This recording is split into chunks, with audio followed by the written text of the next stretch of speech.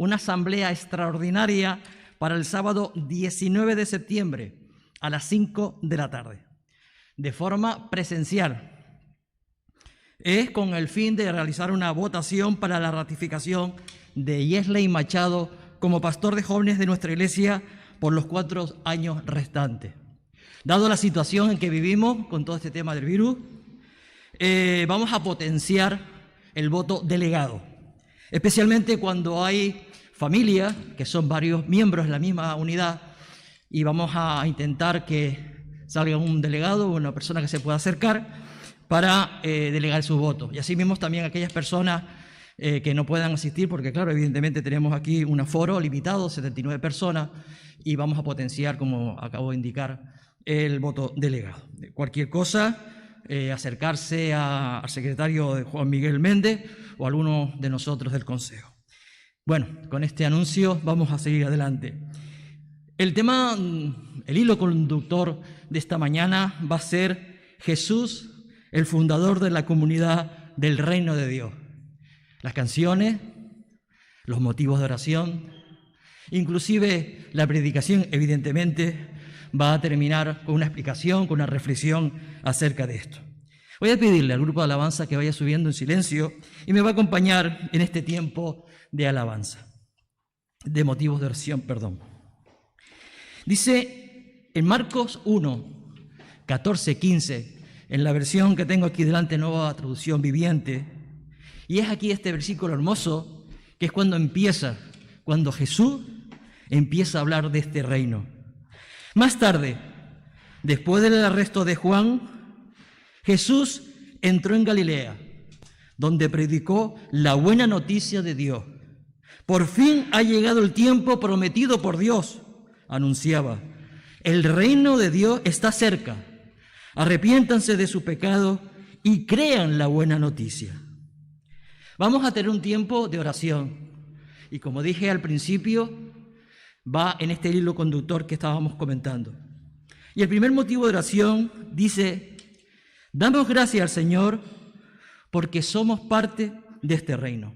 Voy a pedirle a Carmen, componente del grupo de alabanza, que realmente nos dirija en oración con este pensamiento de este primer motivo de oración que estamos compartiendo. Sí, Señor, te damos gracias, Padre Santo, porque desde el principio, Señor, desde la eternidad, tú creaste, Señor, un plan maravilloso, un plan de salvación para nosotros, un plan que nos hace formar parte de tu reino. Y es que tú, Señor, tienes memoria con nosotros de misericordia, porque no te acuerdas de nuestros pecados, Señor, de nuestra maldad, de nuestras dualidades. Tú te acuerdas, Señor, de que siempre nos amas y de que nos amas primero, Señor. Y es ese amor, Padre Santo, que nos cambia el corazón, que es un amor único, que nos renueva con tu espíritu y que nos hace decirte: Señor, perdóname, dame fuerza, Señor, tú eres mi sanador, tú eres mi salvador.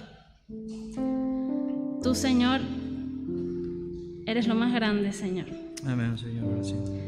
Y es que te place ser Padre por encima de que eres el Dios Salvador, el Dios Todopoderoso, el que abre y cierra, el que tiene misericordia, el Dios de la creación.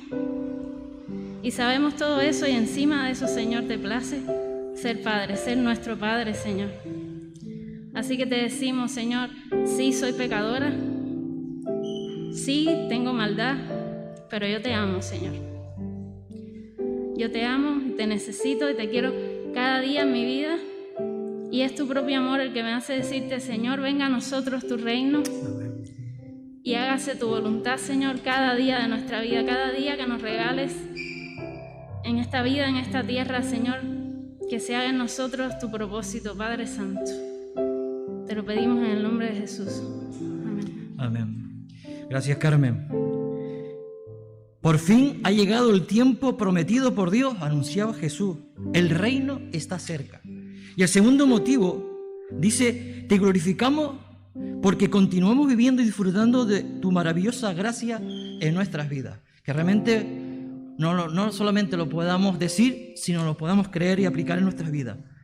Voy a pedirle a Paula que pueda también orar en ese sentido, en este segundo motivo. Gracias, Señor y Padre, primeramente porque nos permites y nos das la libertad de estar aquí hoy, Padre. Te pido, Padre Santo, que toques nuestros corazones, que nos llames, Padre, que nos llames a tu presencia constante, Padre. Te necesitamos, te glorificamos por todo lo que eres para nosotros, por todo lo que nos das y no nos merecemos, Padre Santo. Gracias, Padre, por esa salvación que, a pesar de nuestros errores, tú quisiste regalarla. Gracias, Padre Santo, porque nos ayudas día a día, porque cuando ponemos nuestro corazón y nuestra vida frente a ti, Padre, tú eres la mejor persona, el mejor Dios que puede decidir lo que es mejor para nosotros, Padre Santo. Tú eres el que da y eres el que quita, y gloria a ti, Padre Santo, porque tú eres el que nos puede librar de todo lo malo, Padre Santo.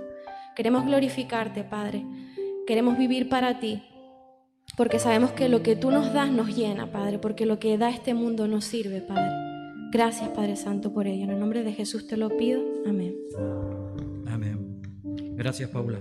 Y el tercer motivo, esa tremenda declaración de fe también que podemos decir en esta mañana: te adoramos al único mediador entre Dios y los hombres, Jesucristo el Señor. Oramos. Señor, te doy las gracias porque tú eres el centro de nuestras vidas.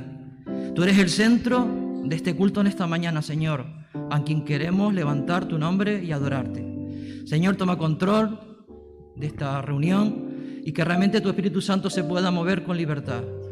Señor, que realmente podamos disfrutar de la alabanza, que podamos disfrutar de la comunión de los unos con los otros. Y Señor, que realmente tu palabra pueda entrar en nuestras vidas, podamos ser sensibles a tu palabra en esta mañana. Te lo pido en tu nombre. Amén. Amén. Le dejo entonces con el tiempo de alabanza.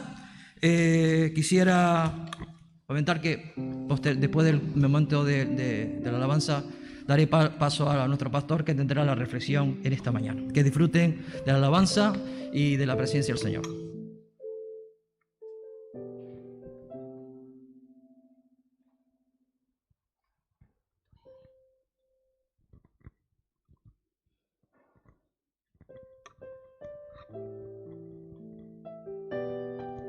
Quien desee puede ponerse de pie o quedarse sentado.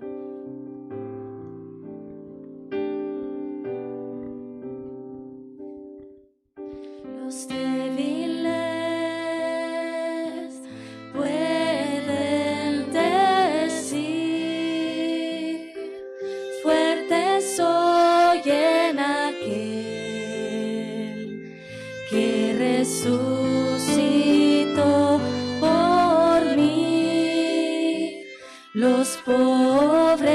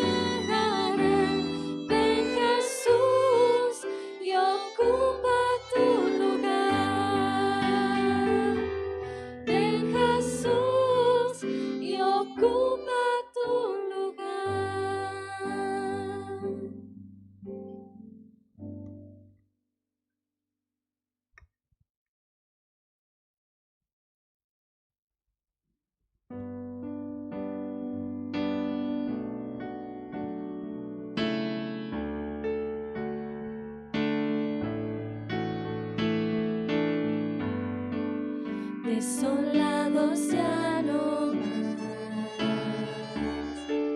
Somos herederos con Jesús, extranjeros ya no más. Ahora somos hijos por la cruz. Somos iglesia, reino de luz, nuestra bandera la cruz de Jesús. Somos iglesia, somos nación, la tumba vacía es nuestra canción.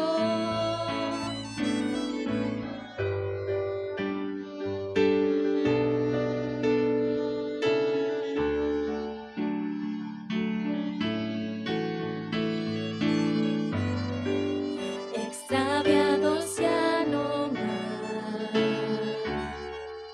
nos llamas de vuelta a nuestro hogar. Separados ya no más, siempre a nuestro lado tú estás.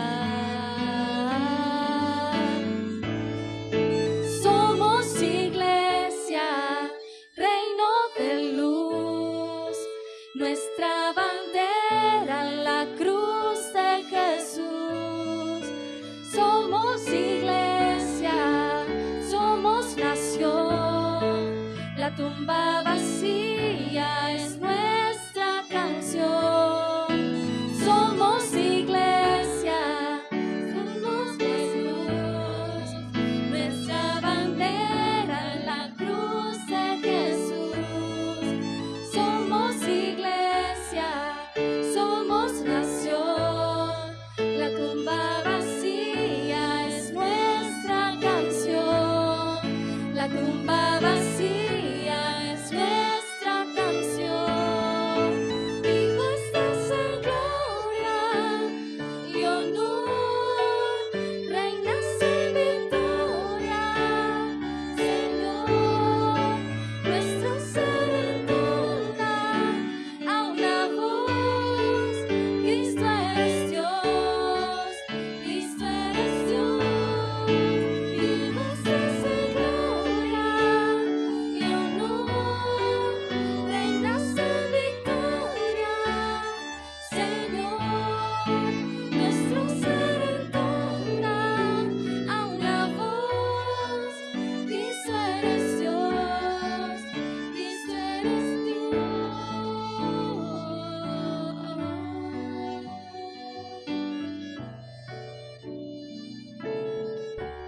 Así alumbre vuestra luz delante de los hombres, para que glorifiquen a vuestro Padre que está en los cielos.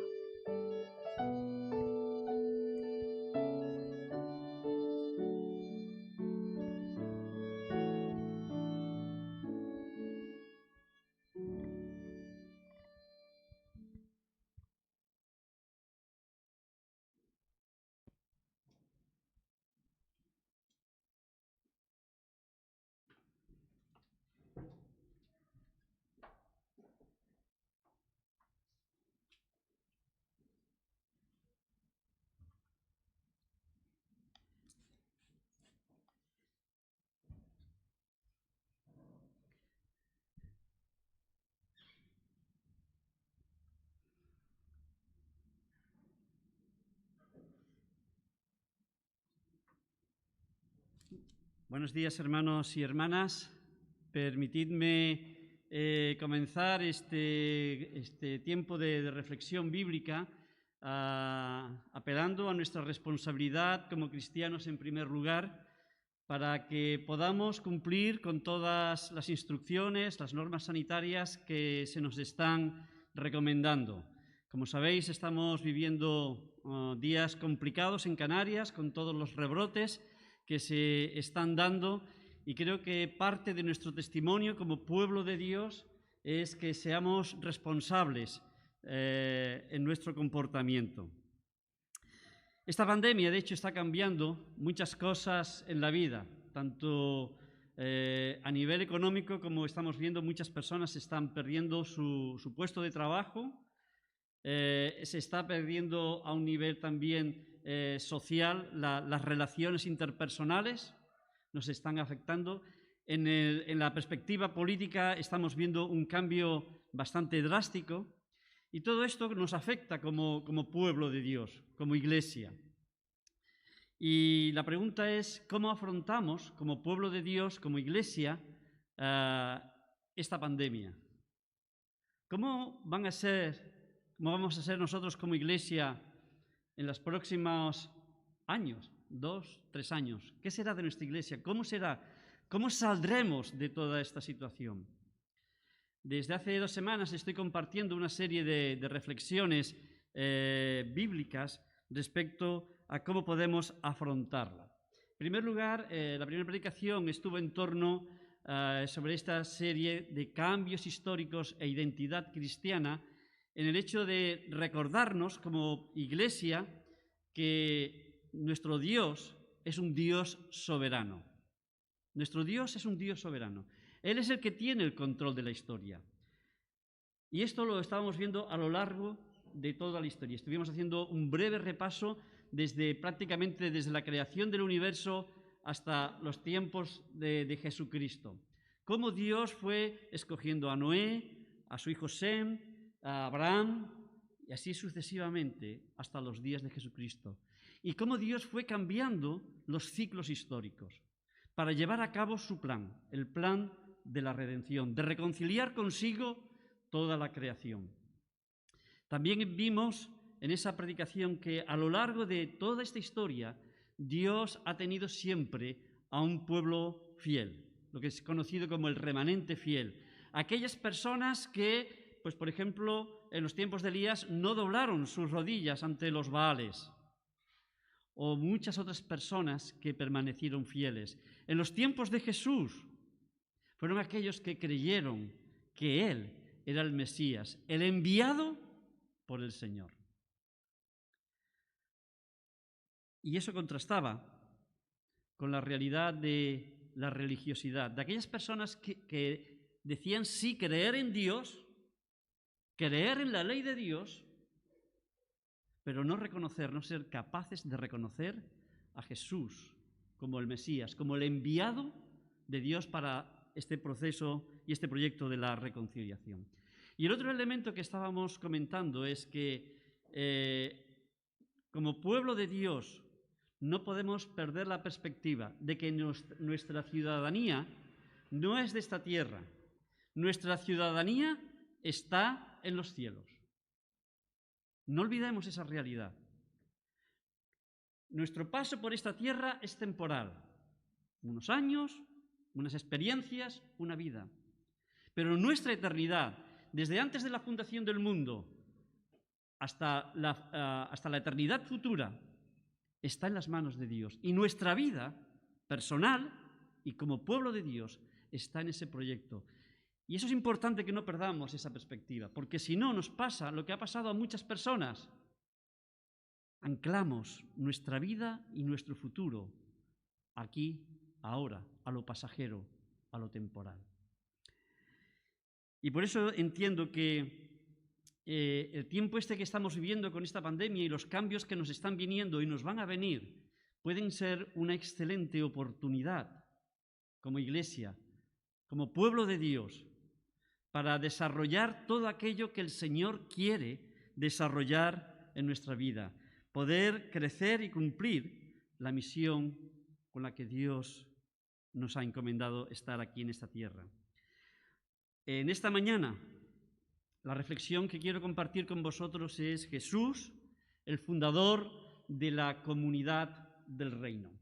Y ya se ha leído un pasaje muy importante en la introducción, le doy gracias a Jorge por ese texto excelente de Marcos, capítulo 1. Quisiera hacer mención a otro pasaje que también aparece en Marcos, capítulo 3, versículo 14, dice: y estableció a 12 para que estuviesen con él y para enviarles a predicar. Y otro pasaje más, también muy conocido, Mateo capítulo 16, versículo 18, donde está la confesión de Pedro: tú eres el Mesías, donde Jesús dice: tú eres Pedro, y sobre esta roca edificaré mi iglesia. De hecho, Jesús vino a constituir su iglesia como una anticipación de lo que será la vivencia plena del reino de Dios. Jesús vino a constituir a su iglesia, y la vida de esa iglesia, la vida de cómo nosotros vivimos, tiene que ser una anticipación de aquello que será en el futuro, cuando el reino de Dios esté establecido plenamente en todo el universo. Textos como el que se nos ha comentado de Marcos 1, 13, 14, el reino de los cielos se ha acercado, por tanto, arrepentíos y creed. Un poquito más adelante, Marcos capítulo 1, versículos 18, cuando Jesús llama a sus primeros discípulos, dice: y os haré pescadores de hombres. El texto que hemos comentado de Mateo 16, edificaré mi iglesia. También en Mateo 18, 20, donde estén 2 o 3 reunidos en mi nombre, allí estoy yo en medio de ellos.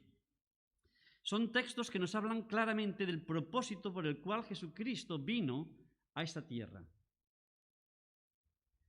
Y todo esto adquiere un giro muy importante en la comprensión de los discípulos cuando vemos la predicación de Pedro allí en Hechos capítulo 2. Cuando se ponen a hablar en lenguas, las personas le dicen: bueno, estáis borrachos de buena mañana, a las 9 de la mañana. Y Pedro les dice: no, perdonen, hermanos, no es que estemos borrachos, es que lo que ustedes están viendo que está sucediendo en ese cambio histórico es que Dios ha cumplido aquella profecía que hizo a través de su profeta Joel. ¿Os acordáis? En los postreros días derramaré de mi espíritu sobre vosotros. Y es importante que entendamos esto, porque nos va a dar la clave para entender que somos la comunidad del reino. Cuando los apóstoles, en este caso Pedro, estaba haciendo referencia a esta profecía, la profecía de Joel estaba referida en el contexto de aquel día, el día de Dios. Y ese día, aquel día de Dios, era la señal del fin de los tiempos.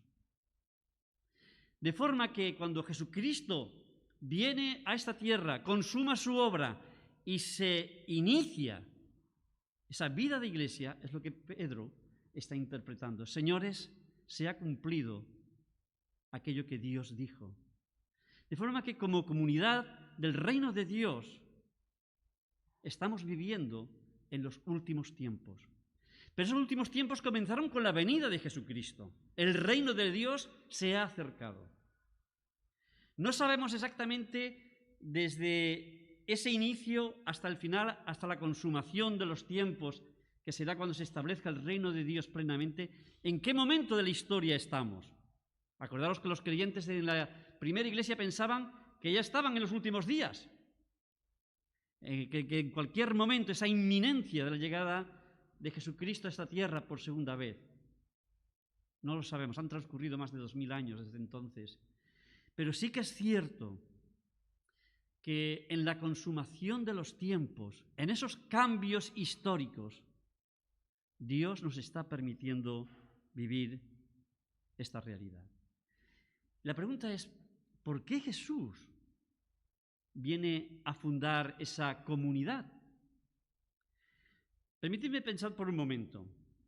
Si esa comunidad tenía que suplir, pues, lo que podemos decir, las necesidades de socialización como personas, bueno, pues ya en aquel momento estaba la sinagoga. La sinagoga en los tiempos de Jesús era, digamos, el centro de la vida de la sociedad. Allí es donde se acordaban los pactos. Yo te vendo unas cabras y tú me vendes un terreno, donde se hacían los pactos matrimoniales, en fin, donde había unas disputas y entonces se iba a la sinagoga para poder buscar un acuerdo. Era el lugar donde se leía la palabra de Dios, era el lugar donde se podía tener una relación en ese contexto con la comunidad. Jesús no vino a fundar una comunidad en sí de socialización, aunque no la quita. Tampoco Jesús vino a formar una comunidad de personas espirituales, es decir, personas que se dedicaran a la oración, a la meditación, a la reflexión bíblica, al canto. Estaban los esenios, por ejemplo, es uno de los grupos que tenemos. Personas que honesta y sinceramente buscaban a Dios con anhelo y con deseo profundo, sincero y honesto. De hecho, ellos se retiraban, eran como una especie de los precursores de los monasterios, y se retiraban porque querían estar lejos de las tentaciones del mundanal ruido de la sociedad en la que estaban viviendo. Y Jesús podía haber dicho, miren, para ser más espirituales, sigan el ejemplo de los esenios. De hecho, Juan el Bautista formaba parte de esa comunidad. Tampoco Jesús vino a formar una comunidad de personas que reflexionan sobre temas teológicos. Por ejemplo, esto que estamos hablando. ¿Cuándo será que Jesucristo venga a esta tierra? Por segunda vez. Como sabéis, hay libros con diferentes teorías, con diferentes interpretaciones. Eso es un tema. Podríamos hablar de muchos otros temas. Para eso Jesús diría, miren, ahí tienen a los escribas, a los fariseos, que tienen pues toda una serie de reflexiones, los saduceos, por ejemplo, excelentes teólogos. No, Jesús no vino, aunque quiere que en su iglesia también haya reflexión teológica, por supuesto. Pero no fue el motivo principal. Por ejemplo, podríamos pensar que Jesús vino para instaurar una justicia social. Bueno, sí, Jesús quiere que haya una justicia social en este mundo, porque las injusticias que estamos viviendo son las consecuencias del pecado y de la maldad, del egoísmo, del orgullo y de la vanidad, sobre todo de los líderes económicos y políticos. Y por eso se están viviendo esas consecuencias. En ese caso Jesús diría, miren, pues ahí están, desde los herodianos hasta los celotes. Y acordaros que los celotes eran lo que en nuestro contexto hoy en día conoceríamos como los independentistas del pueblo de Israel. ¿Vale? Los herodianos eran las personas que formaban parte de esa estructura. Entonces Jesús no vino a formar una comunidad para suplir esto, porque eso ya estaba. Entonces, ¿cuál es el hecho diferencial de esa comunidad del reino de Dios? Como hemos comentado al principio, esa comunidad, en primer lugar, no es creación del ser humano, no es creación de un iluminado, es la creación de Dios mismo que desde la eternidad, como muy bien se ha comentado al principio, Dios ya nos escogió para que fuéramos sus hijos, para que fuéramos su pueblo. Entonces, la comunidad del reino de Dios, la Iglesia, no es una creación humana, es una creación divina, con un propósito: manifestar la reconciliación. Acordaros que el pecado, allí en Génesis 3, afectó al ser humano, afectó su relación con su Creador, afectó su relación con uno mismo, los miedos, la relación con su prójimo, la mujer que me distes, afectó los problemas ecológicos, la creación gime. Y el propósito de formar esa comunidad es que esa comunidad reconciliada por la sangre de Jesucristo pueda manifestar a esa sociedad que nos rodea que hay esperanza. Que otra sociedad es posible. Y esa sociedad es la comunidad del reino. Esa comunidad, en primer lugar, es una comunidad que vive en íntima relación con el Señor Jesucristo, en una relación personal e intransferible. Mi comunión con el Señor yo no te la puedo transferir a ti, yo te puedo transferir las bendiciones que yo recibo y a la inversa. Pero si yo no tengo relación íntima con Dios, no te puedo transmitir la bendición espiritual. Te puedo dar muy buenas palabras, muy buenos mensajes, pero si no soy capaz de trasladar la bendición espiritual, es señal de que no tengo comunión con Dios. Lo que tendré será una apariencia de religiosidad y de santidad. De ahí la importancia de que como comunidad tengamos tanto a nivel personal como comunitario una relación íntima con Dios. Pero en segundo lugar, es importante que recordemos que Jesús estableció unos valores que son como la columna vertebral de la vida de Iglesia. Unos valores, el amor al prójimo. Acordaros que la ley se resume en amar a Dios, que es lo que hemos comentado, en primer lugar. En segundo lugar, amar al prójimo como a uno mismo. En eso se resume. Acordaros Juan 13. En esto conocerán todos que sois mis discípulos, en la forma en lo que os améis unos a otros. Amaos unos a otros como yo os he amado. Tenéis en mí el ejemplo. De esa misma forma os podéis amar los unos a los otros. Otro principio fundamental en esa columna vertebral de esa comunidad del reino que Jesús ha venido a fundar es el servicio. Y el servicio, en el contexto bíblico, significa sacrificio, algo que nos cuesta, algo que nos duele. Acordaros de las palabras de Jesús allí en la Santa Cena, en la institución de la Santa Cena, cuando lavó a sus discípulos. Yo, siendo el Maestro, os lavo a vosotros los pies, me humillo, renuncio a mi derecho. ¿Para qué? Para daros ejemplo, para serviros. Otro de los principios es importante, una ética. Una ética nacida de un corazón transformado por el Espíritu Santo. Acordaros de aquellas palabras de Jesús allí en Mateo capítulo 5, versículo 21. Si vuestra justicia no fuere mayor que la de los escribas y de los fariseos, no entraréis en el reino de los cielos. ¿Y cómo puede ser eso?, preguntan los discípulos. Si ellos son los que cumplen, digamos, esa norma de forma más alta, ¿cómo podemos llegar nosotros a esa norma? No, porque la justicia que Dios busca no es la de la apariencia, no es la de la religiosidad, es la de un corazón transformado por el Espíritu Santo.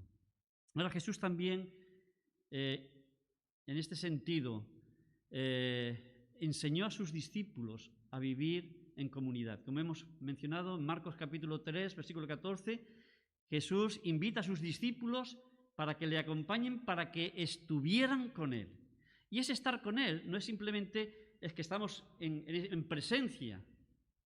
Estar con Él implica comunión e intimidad. Abrirnos a Él para que Él pueda ayudarnos. Los discípulos no solamente acompañaron a Jesús cuando Jesús enseñaba o cuando Jesús hacía obras poderosas. Jesús les acompañó también cuando ellos, los discípulos, tuvieron enfrentamientos entre ellos. Y como sabéis, tuvieron más de uno, más de dos y más de tres enfrentamientos los discípulos. Y Jesús les enseñó cómo tenían que gestionar esa situación. Acordaros aquellas palabras de Pedro que, Señor, ¿cuántas veces tendré que perdonar a mi hermano? 70 veces 7. Esa es la comunidad del reino de Dios. Una comunidad que en primer lugar tiene comunión íntima con Dios. En segundo lugar, una comunidad que vive por y para el prójimo, mostrando ese amor en esos valores. Pero una comunidad que es un testimonio, porque dentro de la comunidad es posible que haya enfrentamientos. No, es posible, no, es seguro. Es seguro. Hay enfrentamientos, hay problemas entre nosotros. Pero la bendición es que nosotros tenemos las herramientas que Dios nos ha dado a través de su palabra, a través de su ejemplo, para afrontar esas problemáticas desde el perdón, la reconciliación y la restauración.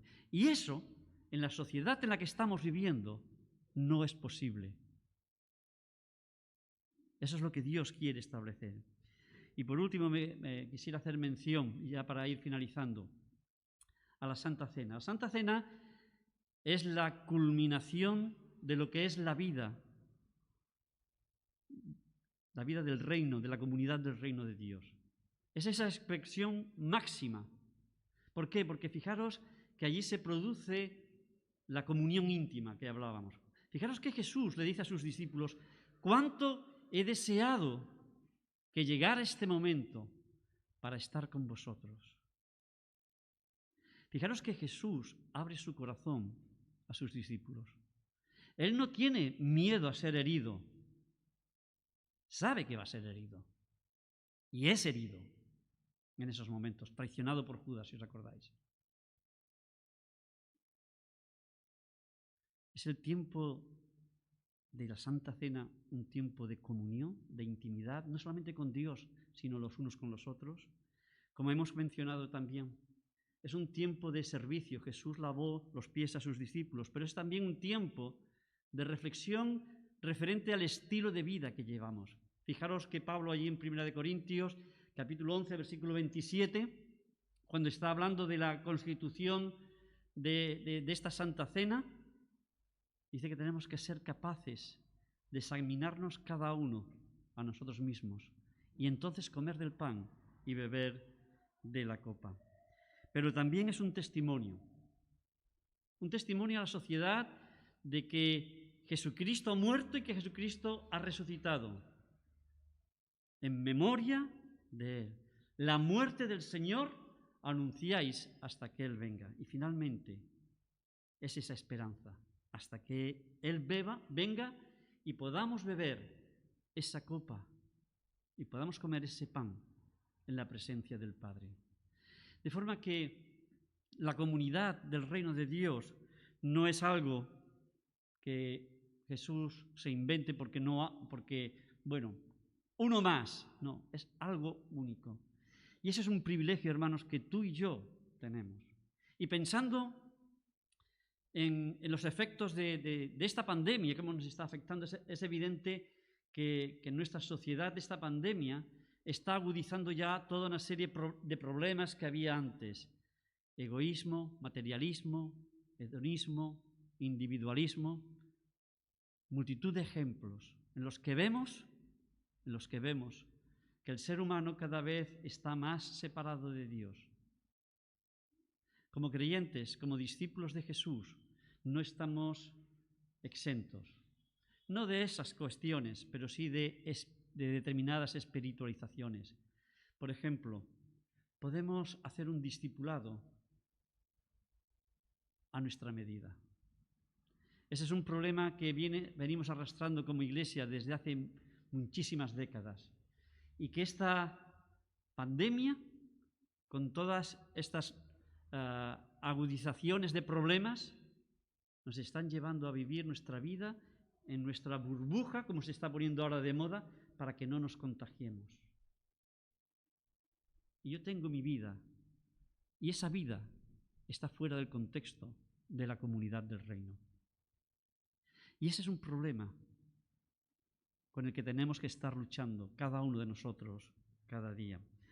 Quisiera finalizar con unas palabras que el Señor Jesús menciona allí en el Sermón del Monte, en Mateo capítulo 7, versículos 13 y 14. Entrad por la puerta estrecha, porque ancha es la puerta y espacioso el camino que lleva a la perdición. Y muchos son los que entran por ella, porque estrecha es la puerta y angosto es el camino que lleva a la vida del reino, y pocos son las que la hallan. No es fácil vivir la vida y la comunidad del reino. No es fácil. Pero Dios nos invita porque es la vida maravillosa. La vida más maravillosa que el ser humano puede vivir. Y cada uno de nosotros hemos de tomar, y yo quiero animarte a ti y a mí personalmente, a renovar ese compromiso, decir, sí, Señor, yo quiero formar parte de esa comunidad. No quiero ser un religioso, quiero que tú cambies y transformes mi vida, porque quiero adaptarme a eso que tú has establecido. Oremos. Señor, gracias por tu palabra. Gracias, Señor, por pensar en nosotros para formar parte de esa comunidad del reino. Gracias porque tú hiciste posible esa entrada y gracias porque tú haces posible esa nueva vida, esa vida de discípulos en el reino de Dios. Queremos pedirte, Señor, que nos ayudes en todas nuestras tentaciones, en todas nuestras luchas, en todos nuestros desánimos, para que podamos ser fieles discípulos tuyos. En el nombre de Jesús. Amén.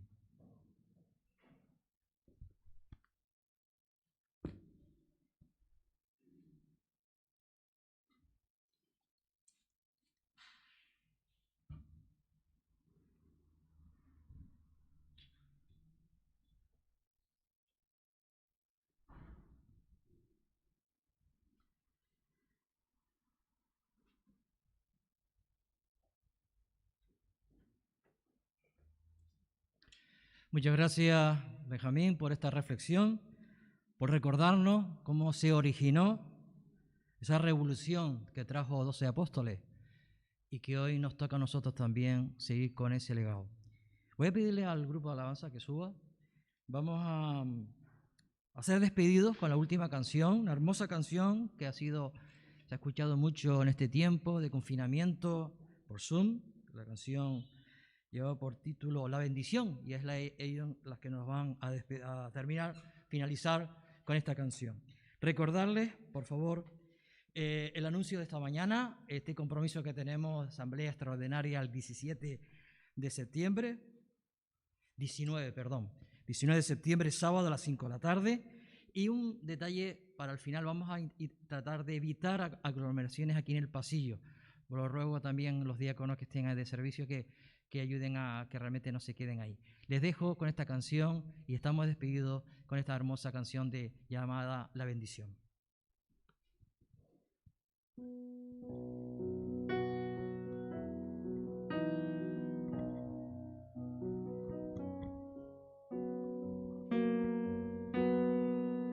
Dios te guarde y bendiga, que extienda su amor y te muestre favor. Dios te mire con agrado y te dé paz.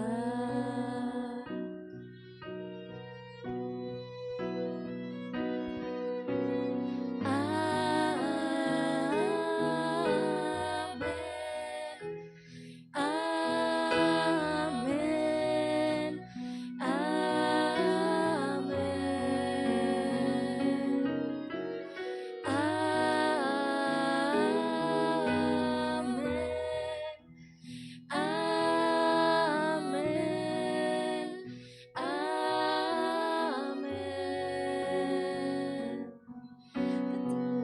amén, con su gracia hasta 1000 generaciones, tu familia y tus hijos y los hijos de tus hijos, su presencia te acompañe donde quiera que tú vayas, que te llene, te rodee, va contigo